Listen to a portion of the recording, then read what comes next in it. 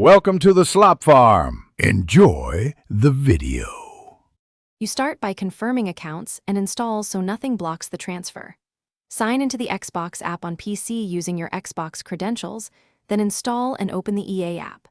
Once done, link your EA account inside the Xbox app or EA app settings. This pairing authorizes Apex to recognize your Xbox profile on PC. Make sure Game Pass or Apex ownership is active if required, because licensing prevents access without a valid entitlement. Proceed only after the accounts show as connected. Next, you install Apex through the EA app or via the Xbox App Storefront, depending on which recognizes your entitlements. Once installation begins, open EA app settings and verify the linked Xbox account under Connections. This is the key step that maps your Xbox Apex progression to the PC client.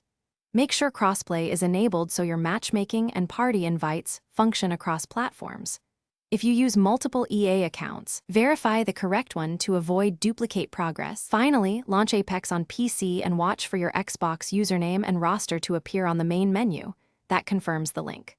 Once in-game, verify skins, battle pass progress, and friends list to ensure everything synced correctly.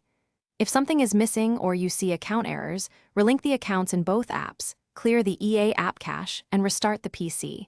This often resolves token or session mismatches. If problems persist, sign out and back in to refresh authentication tokens.